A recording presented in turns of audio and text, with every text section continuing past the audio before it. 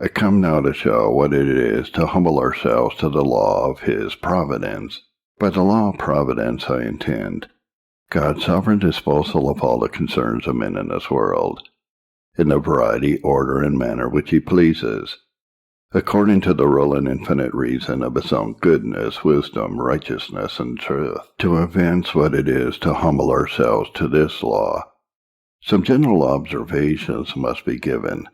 First, there is and ever was somewhat, very much in God's providential administration of the things of this world, and the concerns of the sons of men in it, which the most improved reason of men cannot reach to, and which is contrary to all that is in us, is merely men, of judgment, affections, or what else soever we are acted by.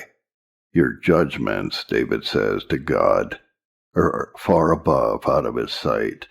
Psalm 10, verse 5. That is, of the man he is speaking of.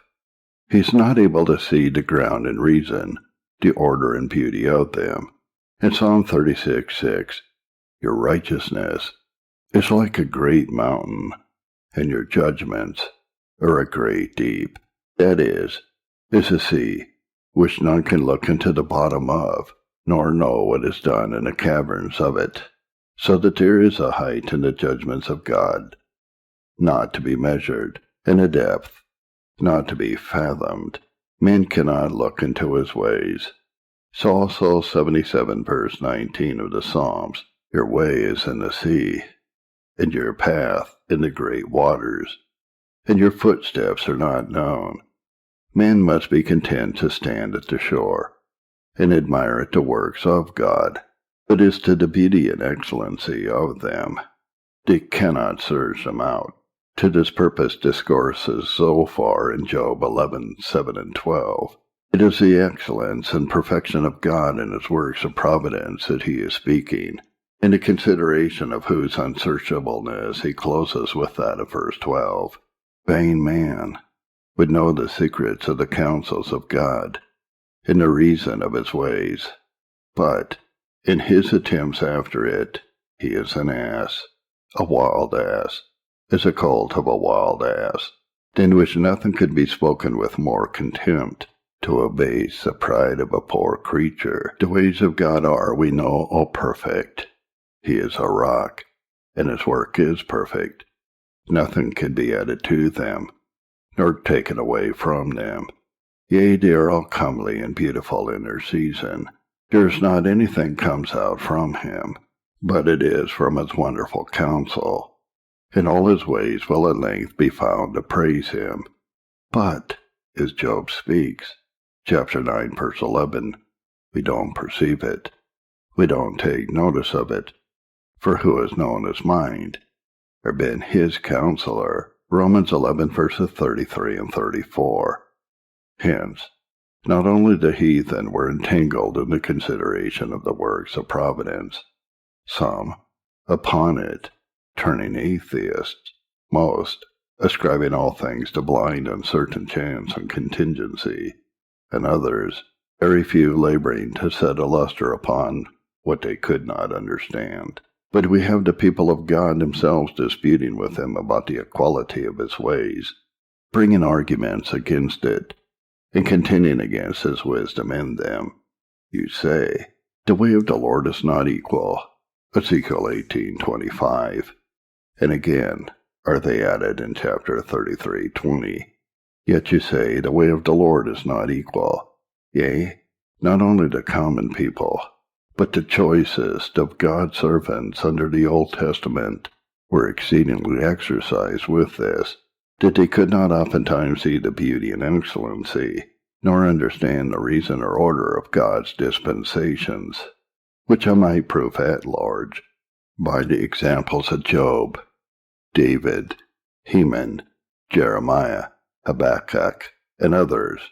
Yea, there was nothing that God was more put to in dealing with His people of old, than to justify the righteousness and perfections of His providential dispensations against their unjust, unbelieving complaints and manners.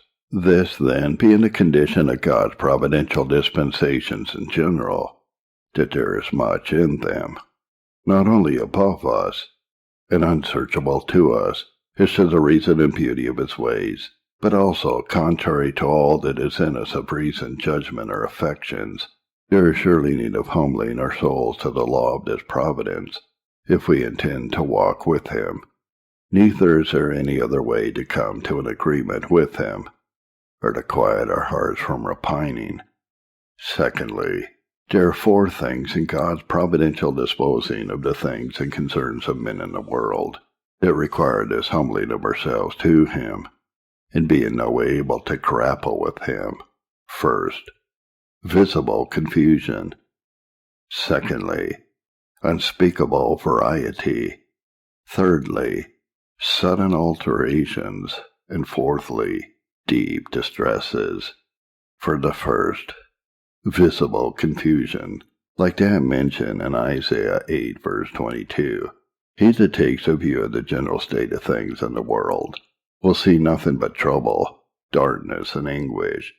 Yea, darkness covered the earth, and gross darkness the people, the oppression of tyrants, wasting of nations, destruction of men and beasts, fury and desolations make up the things of the past and present ages, the greatest and choicest parts of the earth in the meantime, inhabited by them that know not God, that hate him, that fill and replenish the world with habitations of cruelty, sporting themselves in mischief, like the Leviathan in the sea. In respect of this, God is said to make darkness his secret place and his pavilion, Psalm 18:11, and to dwell in the thick darkness, 2 Chronicles 6:1, and to wait for the issue of this dispensation, to humble themselves to the law of it, is the patience and wisdom of the saints, Habakkuk 2:1. Secondly, unspeakable variety. Not to insist on particulars, the case of the same throughout the world is the only instance I shall mention, and that on a twofold account. First, compared among themselves in what unspeakable variety are they dealt with, some under persecution always, some always at peace, some in dungeons and prisons, some at liberty in their own houses, the saints of one nation, under great oppression for many ages, of another, in quietness, in the same places some poor, in great distress, put hard to it for daily bread all their lives, others abounding in all things, some full of various afflictions, going softly and mourning all their days, but others are spared, and scarce touched with a rod at all. And yet, commonly, the advantage of holiness and close walking with God, lying on the distressed side. How does God deal also with families in respect of grace, while he takes one whole family into covenant, and leaves out another whole family, whose heads and springs are no less holy? He comes into a house, and takes one, and leaves another, takes a despised outcast, and leaves a darling. Of them also some are wise, endowed with great gifts and abilities, others weak, to contempt and reproach. Who can now with an eye of reason look upon them, and say they are all the children of one Father, and that he loves them all alike? Should you come into a great house, and see some children in scarlet, having all things needful, others hewing wood and drawing water, you would conclude that they are not all children, but some children, and some slaves. But when it shall be told you that they are all one man's children, and that the hewers of wood that live on the bread and water of affliction, and go in tattered rags, are as dear to him as the others, and that he intends to leave them as good an inheritance as any of the rest, if you intend not to question the wisdom and goodness of the father of the family, you must resolve to submit to his authority, with a quiet subjection of mind. So is it in the great family of God. Nothing will quiet our souls, but humbling ourselves to the law of his providence. Secondly, comparing them with others was a hard case of old. The pleading in which by Job, David, Jeremiah, and Habakkuk is so known that I shall not need further to insist upon it. I shall not further manifest this from the variety which is in the dispensations of God towards the men of the world, which the wisest of men can reduce to no rule of righteousness.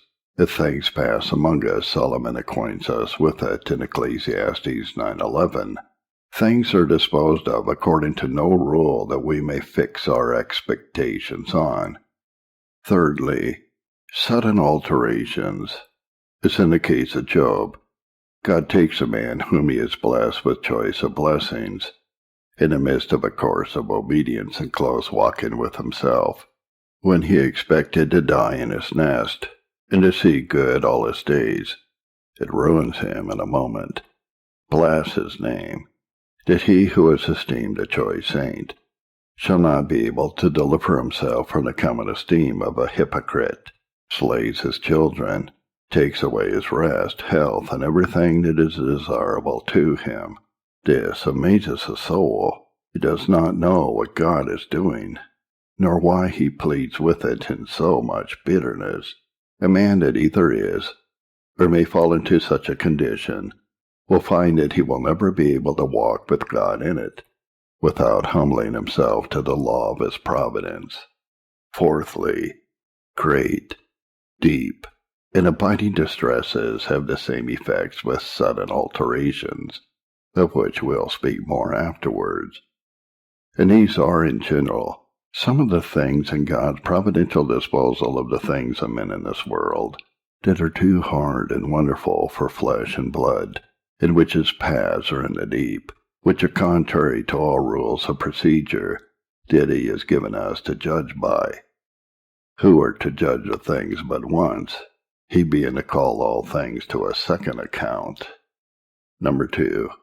Having given these two observations, I return to what I at first proposed, namely, the duty of humbling ourselves to the law of the providence of God. So far as it concerns us in particular, I do not intend merely that men in general should be content with the dealings of God in the world, but that we should humble our hearts to him, and what falls to be our share in it, though it comes under any one or more of the heads of difficulty before mentioned. Our lots are various in this world. How they may be further different before we go out of it, we know not. Some are in one condition, some in another, that we envy not one another, nor any in the world, that we repine not at God, nor charge him foolishly, is that I aim at, a thing sufficient necessary in these days, in which good men are too little able to bear their own condition, if in anything it differs from that of others. The next thing, then, is to consider how and in what we are to humble ourselves to the law of the providence of God. There are things on this account which our souls are to be humbled unto. First, his sovereignty. May he not do what he will with his own? This is so argued out in Job that I shall need to go no further for the confirmation of it. See chapter 33, 8-13. The words are the sum of what was, or what was apprehended to be, the complaint of Job, that in the midst of his innocency and course of obedience, God dealt hardly with him, and brought him into great distresses. What is the reply of this? Verse 12.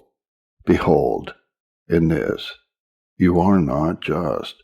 It is a most unequal thing for a man to make any such complaints. Whether Job did so or not may be disputed, but for anyone to do so is certainly most unjust.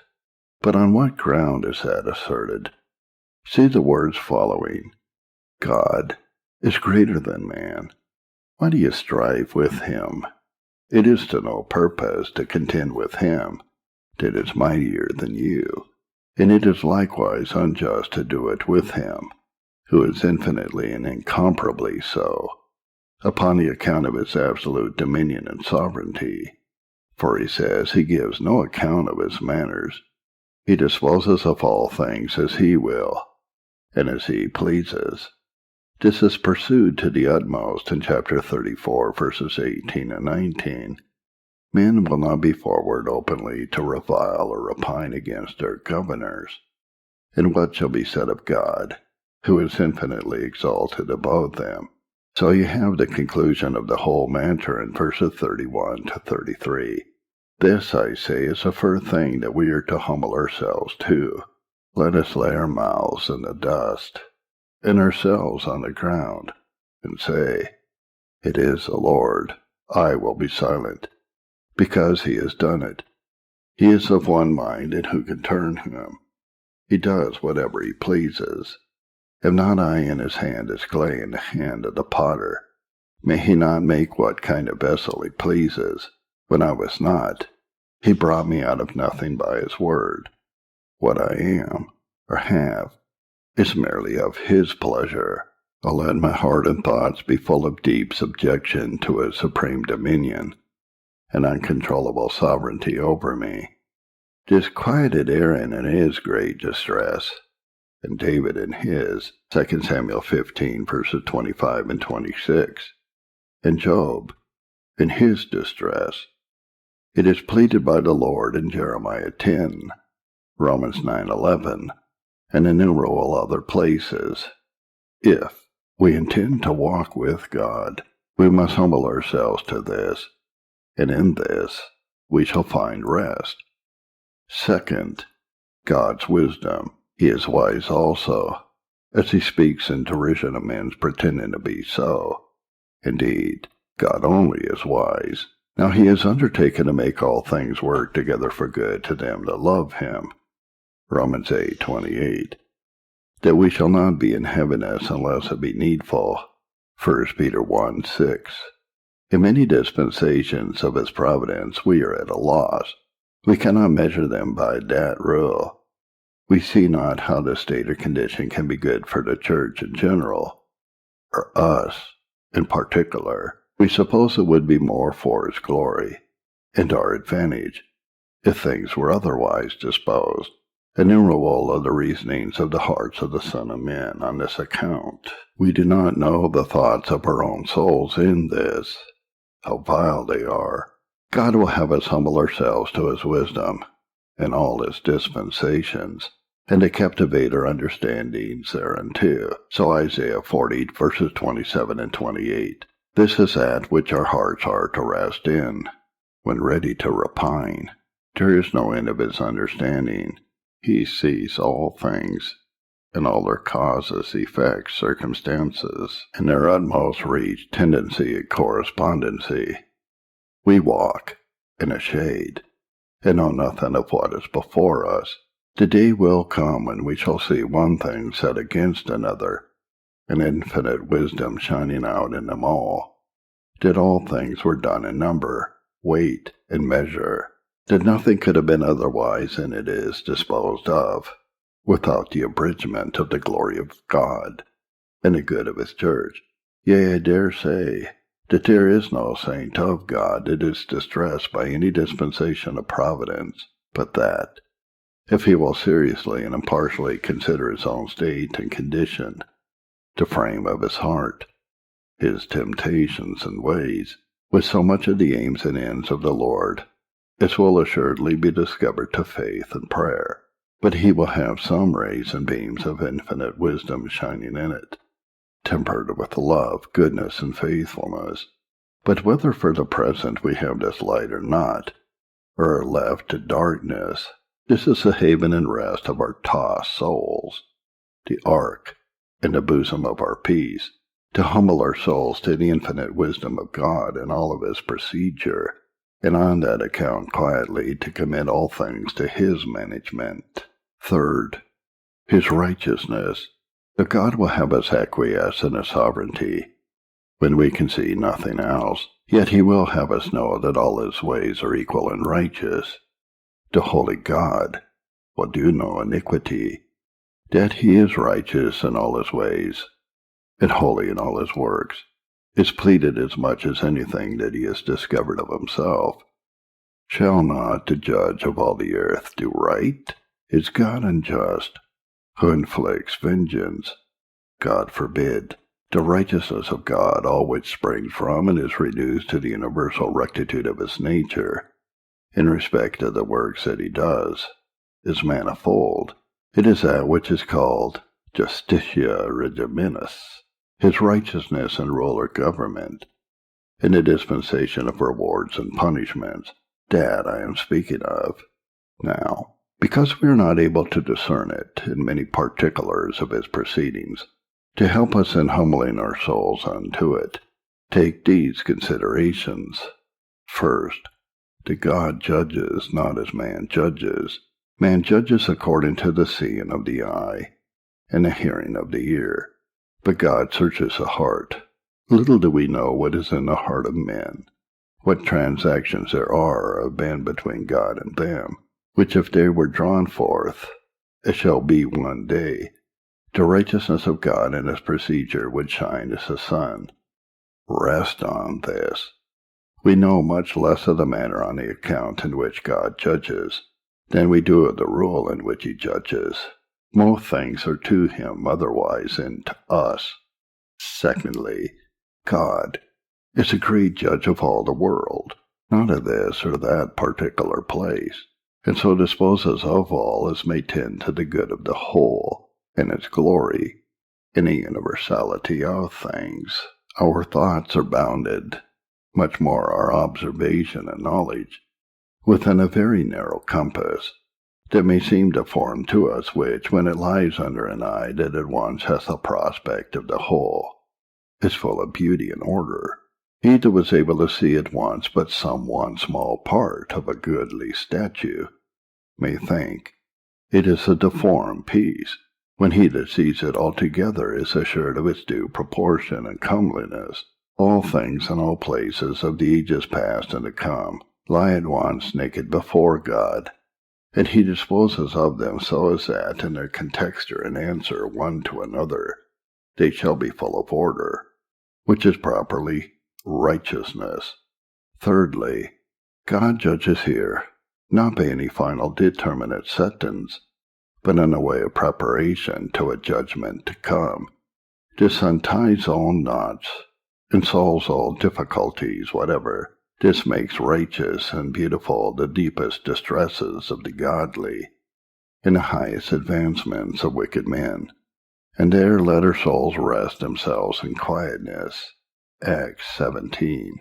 Fourthly, his goodness, kindness, love, tenderness. Our souls must submit themselves to believe all these to be in all God's dispensations.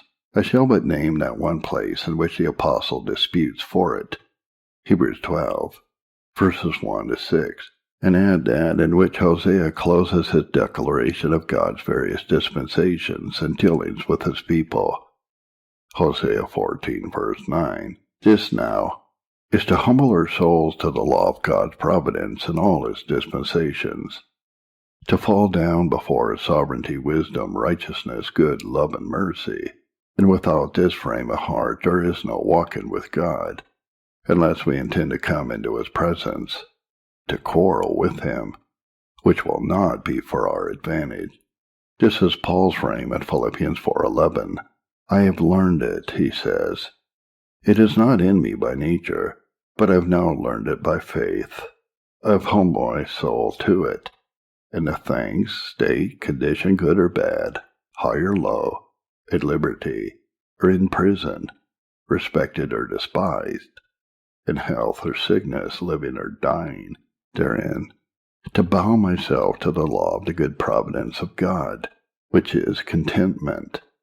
So was it also with David in Psalm 131, verse 1. He did not exercise himself or trouble himself about the ways and works of God that were too high and too hard for him. How then did he behave himself? Verse 2. Something in his heart would have been inquiring after those things, but he quieted himself, and humbled his soul to the law of the providence of God, which has that comfortable issue mentioned. Verse 3. An exhortation not to dispute the ways of God, but to hope and trust in him, on the account mentioned before. This is also the advice that James gives to all believers of all sorts. Chapter 1, verses 9 and 10. Let everyone rejoice in the dispensations of God, willingly bow in their hearts to it. My second inquiry is, namely, how or by what means we are thus to humble ourselves to the law of grace and providence. I shall but name one or two of the principal graces in the exercise of which this may be performed. Let faith have its work. There are among others two things that faith will do, and is suited to do, that lie in its tendency to this end. 1. It empties the soul of self. This is the proper work of faith, to discover the utter emptiness, insufficiency, nothingness that is in man, to any spiritual end or purpose whatever. See Ephesians 2 verses 8 and 9. Faith itself is of God, not of ourselves, and it teaches us to be all by grace, and not by any work of ours. If we will be anything in ourselves, faith tells us, then it is nothing to us, for it only fills them that are empty. It makes them all by grace who are nothing by self. While faith is at work, it will fill the soul with such thoughts as these: I am nothing, a poor worm at God's disposal, lost, if not found by Christ, have none, can do nothing on the account in which I should be accepted with God. Surely God is to be in all things submitted to, in the way of his mere grace accepted. This is a proper work of faith, to exclude and shut out boasting in ourselves, that is, to render us to ourselves such as have nothing at all to glory or rejoice in ourselves, that God may be all in all. Now this working of faith will keep the heart in a readiness to subject itself to God in all things, both in the law of his grace and providence,